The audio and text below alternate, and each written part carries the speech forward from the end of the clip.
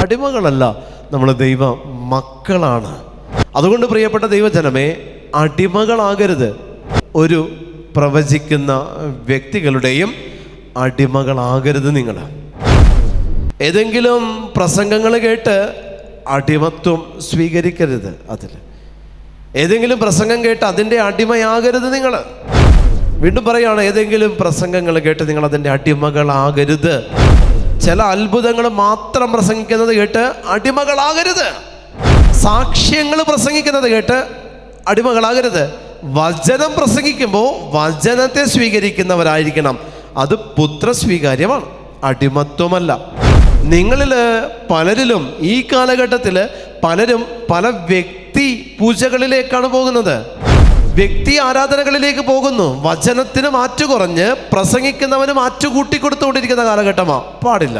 ദൈവമാണ് മാറ്റുകൂടി നിൽക്കേണ്ടത്. കർത്താവായ യേശു മിശിഹയാണ്, പ്രസംഗിക്കുന്നവനല്ല. പ്രസംഗിക്കുന്ന അധരത്തിൻ്റെ മാറ്റു പരിശോധിക്കണ്ട. ആ നിലവാരത്തിൽ അടിമപ്പെട്ടു പോകണ്ട. ആ ഒരു വാക്കിൻ്റെ വാചാര്യത്തിൽ നിങ്ങൾ അടിമപ്പെട്ടു പോകരുത്.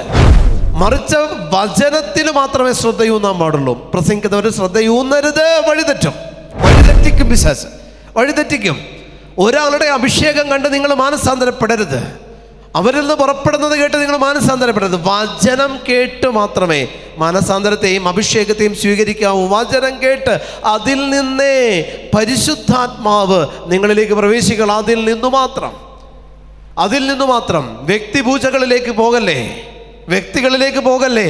ചില വ്യക്തികളിലേക്ക് മാത്രം കോൺസെൻട്രേറ്റ് ചെയ്യല്ലേ. ദൈവീകമല്ല അത്, അതിൽ ദൈവത്വമില്ല. കാരണം വചനത്തെ കോൺസെൻട്രേറ്റ് ചെയ്യണം.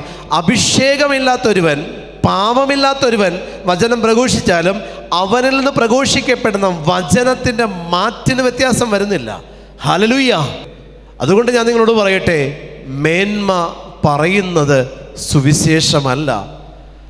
സുവിശേഷത്തിന് നിങ്ങൾ ഒരാളുടെ മേന്മ പറഞ്ഞു മാറ്റുകൂട്ടേണ്ട ഗതികേട് കർത്താവിൻ്റെ സുവിശേഷത്തിനില്ല.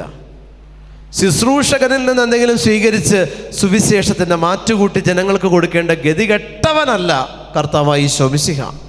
അതുകൊണ്ട് പ്രിയപ്പെട്ട ദൈവജനമേ, വചനം സ്വീകരിച്ച മതി നിങ്ങൾ. വചനത്തെ ഉൾക്കൊണ്ട മതി നിങ്ങൾ. വചനമാണ് നിങ്ങളിലേക്ക് പ്രവേശിക്കേണ്ടത്. പ്രസംഗിക്കുന്ന വ്യക്തിയെ പ്രവേശിപ്പിക്കരുത്.